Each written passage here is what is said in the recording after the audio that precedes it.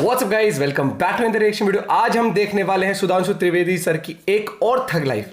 इतने मतलब इनके जो इंटरव्यूज रहते हैं ना, मस्त होते हैं। तो थग लाइफ की तो कमी नहीं है। और वीडियो कर दे फटाफट से लाइक, चैनल पर नहीं तो प्लीज सब्सक्राइब, जितना हो सके शेयर कर देना। कर देते शुरू 1 2 3 लेट्स गो। सुधांशु जी की बात का जवाब देना चाहता हूँ बड़ी जिम्मेदारी के साथ कि जब भगवान श्री राम की मूर्ति प्रकट हुई 1949 में, सरकार देश में कांग्रेस की थी। जब ताला खोला गया तब भी कांग्रेस की सरकार थी। जब शिलान्यास हुआ भगवान श्री राम के मंदिर का तब भी कांग्रेस की हुकूमत थी। और 1992 के अंदर जब बाबरी मस्जिद को शहीद किया गया, उन ढांचे को ढाया गया, तब भी कांग्रेस की ही सरकार थी। इसका मतलब है कि भगवान श्री राम के जितने काम किए वो कांग्रेस की सरकार ने किए, और राम के नाम पे जो सरकार बनाई राजनीति की वो इनकी पार्टी। ठीक है सुधांशु त्रिवेदी, आप लोगों ने राजनीति करी, सब तो यही कर रहे थे। आपने अपनी पॉइंट बोला।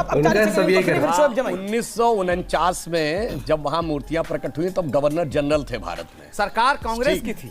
और उसको रोकने के लिए उत्तर प्रदेश के, तब यूनाइटेड प्रोविंस था, मुख्यमंत्री गोविंद बल्लभ पंत स्वयं गए थे और फैजाबाद के डिस्ट्रिक्ट मजिस्ट्रेट ने उनको रोक दिया था, क्योंकि तब तक संविधान लागू नहीं था। तो मुख्यमंत्री से ज्यादा पावर डिस्ट्रिक्ट मजिस्ट्रेट की भी कांग्रेस थी। 1966 में सेवक संतों पर गोली चलवाने वाली भी कांग्रेसी थी। 1976 में जब आर्कियोलॉजिकल सर्वे के एक्सकवेशन में 8 खंबे निकल आए थे तो उसको रोक देने वाली भी कांग्रेस थी। 1988 में जब हम भारत माता एकात्मता रथ चला रहे थे तो वीर बहादुर सिंह सीएम थे, उसे रोकने वाली भी कांग्रेस थी। 1990 में कार सेवकों के हत्यारे मुलायम सिंह की सरकार को समर्थन देकर बचाने वाली भी कांग्रेस थी। 1992 में ये कहने वाले कांग्रेस के प्रधानमंत्री थे कि हम बाबरी मस्जिद दोबारा बनाएंगे, और 2007 में कोर्ट में हलफनामा दे के ये कहने वाले कि राम तो काल्पनिक थे, राम सेतु के मुद्दे पे वो भी कांग्रेस थी। मंदिरों में जाते हैं छेड़खानी करने के लिए वो भी कांग्रेस थी। हिंदू आतंकवादी वो भी कांग्रेस थी। इसीलिए कहा गया है अंदर से मैलो हियो बाहिर रूप अनेक,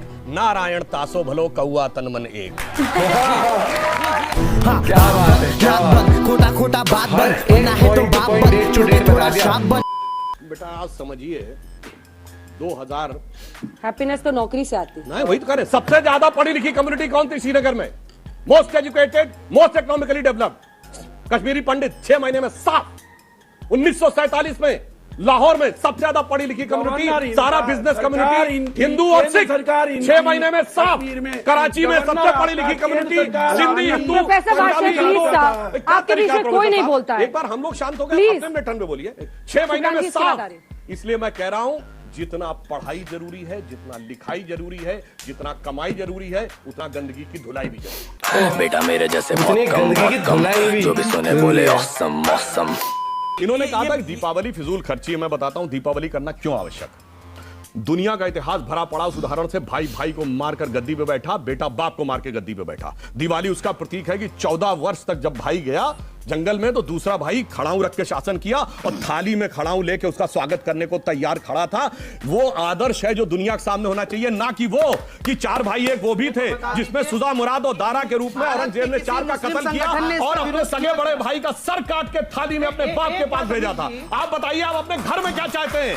भाई का कटा हुआ सर थाली में या भाई के हाथ में रखी हुई पादुका? इसलिए मानव मूल्य के श्रेष्ठतम मूल्यों का आदर, इसलिए दीपावली मनाया जाना म्यूजिक। बिल्कुल देख, मतलब कितना सटीक वो इस बात करके।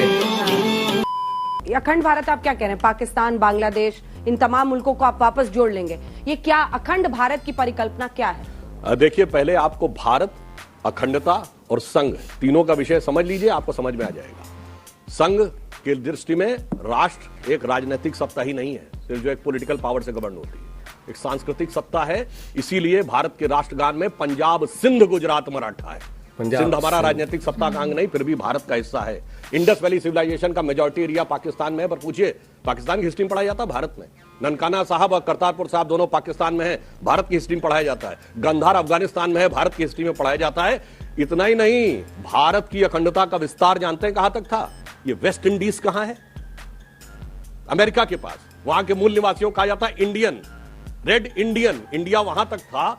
और इंडोनेशिया का अर्थ जानते क्या है? ग्रीक में नीजिया का अर्थ होता है द्वीप। इंडोनेशिया मतलब भारतीय द्वीप। ये तो था हमारा ज्योग्राफी में विस्तार। और टाइम में क्या था? अभी हमने हिंदू नववर्ष मनाया था ना, तो किसी का तो 2100 कुछ पूरा हुआ 2022। हमारा ब्रह्म संवत 1,97,40,29,124 1.97 बिलियन ईयर्स का स्पेस में अखंडता है। तो टाइम और स्पेस में जो विराटता है, इसे समझिए। अब ये चेतना जग रही है तो हमें बहुत कुछ लड़ने की जरूरत उतनी नहीं पड़ेगी जितनी चेतना स्वतः साकार होते हुए आ जाएगी। और ये मैं एग्जांपल देता हूं, मैं एग्जांपल दे रहा हूं। जिस दिन बलूचिस्तान की बात 15 अगस्त 2016 को प्रधानमंत्री जी ने की, मैं अंग्रेजी चैनल पे था, तो एक बलूच नेता अहमद मुफ्ती खान नाम था, वो वॉशिंगटन डीसी से जुड़े थे। तो उन्होंने क्या बोला, हम बलूच हैं, हम पाकिस्तानी नहीं हैं। तो पाकिस्तान वाले ने कहा कि पाकिस्तानी नहीं है तो क्या तू हिंदुस्तानी है? इंग्लिश चैनल में हिंदी में बोला। तो जानते हो क्या बोले?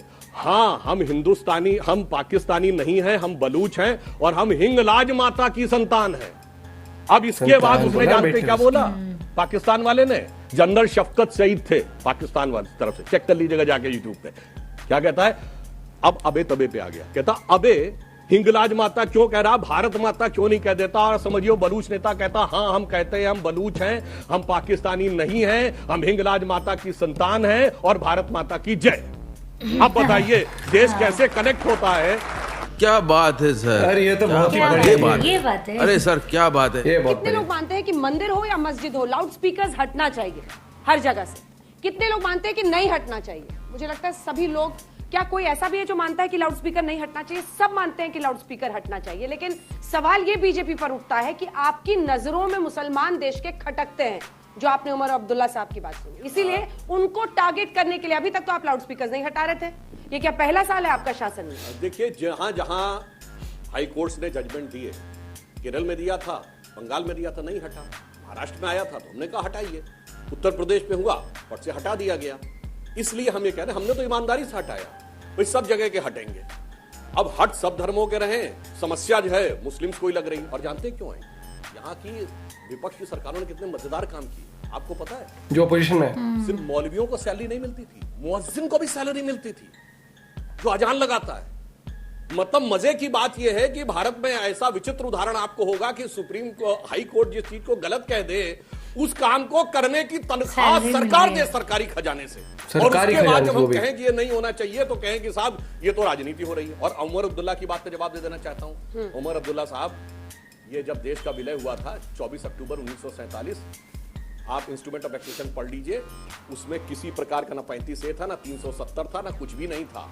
और आप उस स्टेट के हैं जो 2019 अगस्त से पहले सेकुलर नहीं था। मैं इसलिए ईमानदारी से कह रहा हूं कि 1976 में जब सेकुलर वर्ड भारत के संविधान में डाला गया, लोकतंत्र के सबसे काले अध्याय के दौरान विपक्ष को जेल में डालकर, तो 370 की आड़ में जब तक संविधान का कोई संशोधन कश्मीर में अडॉप्ट नहीं होगा, वो नहीं होता था और वो कभी अडॉप्ट हुआ ही नहीं। ठीक है। तो जो स्टेट सेकुलर नहीं थी वो सेकुलरिज्म के प्रतीक बन गई। और एक लाइन और कह दूं, इन कहते इन्होंने कभी किसी दूसरे ने किया तो मैं बताना चाहता हूं, तमिलनाडु में पेरम्बूर जिला, उसमें कोलतार गांव, वहां मुस्लिम्स की आबादी 70% हो गई, तो कहा गया कि अब मंदिर में घंटा नहीं बजना चाहिए, पूजा अर्चना बंद हो जानी चाहिए, क्योंकि हमारी धार्मिक भावना आहत होती है। और डीएमके की सरकार ने मान लिया। वो तो मद्रास हाई कोर्ट बीच में आया, कोई सेकुलरिज्म का सूरमा बोला हो कश्मीर से लेके केरल तक कि ये गलत है। मद्रास हाई कोर्ट ने कहा कि ये कोई तरीका नहीं होता कि 70% आबादी हो गई, इसलिए उसने कहा कि पूजा अर्चना चलेगी। तो मेरे ख्याल से इनको 1947 में अपने एक्सेशन से लेके आज हिंदुस्तान के कोने कोने में क्या हुआ है वो देख लें। सबके लाउड स्पीकर उतर रहे हैं, मगर टारगेट पे मैं हूं। अब आपकी ये मकसदशुदा शिकस्त खुरदार जहनियत के लिए कोई दूसरा जिम्मेदार नहीं। मजा आया। सही बात, वो बोला ना कि टारगेट सिर्फ हम हो रहे हैं उस चीज को लेकर। और अगर बात करी जाए तो फैक्टफुल नॉलेज के साथ जो काउंटर करते हैं हर चीज को, वो मैं हमेशा कहता हूँ सुधांशु त्रिवेदी सर है। नो डाउट डिबेट में बहुत सारा वो होता है कि क्या बोलते हैं, आप कितना ज्यादा बोलते हो वो चीज फर्क पड़ता है, लेकिन जब आप फैक्ट्स के साथ बोलते हो ना तो आपकी बात में एक अलग ही दम होता है और अलग ही पर्सनैलिटी निकल के आती है। और लोग भी सोचते हैं अगली बार कि अब किस तरीके से, जैसे उन्होंने वो एग्जाम्पल दिया, वो बताया ना कि जो बलूचिस्तान के तो बोले कि हम बलूची, हम पाकिस्तान नहीं मानते, हम हिंद के संतान।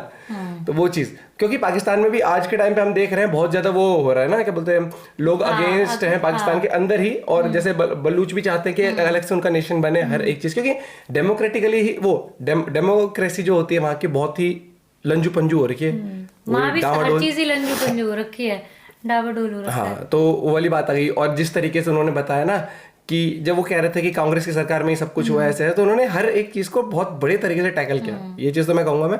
और जवाब जो देना होता है। बाकी आपका क्या पॉइंट ऑफ व्यू है जरूर बताना इस वीडियो से रिलेटेड। कोई भी पॉइंट ऑफ व्यू अगर आप शेयर करना चाहते हैं, कोई वीडियो सजेस्ट करना चाहते हैं, तो you guys are always welcome. बाकी शेयर करना ना बोले, चैनल पे नहीं तो please subscribe. Bye bye, take care.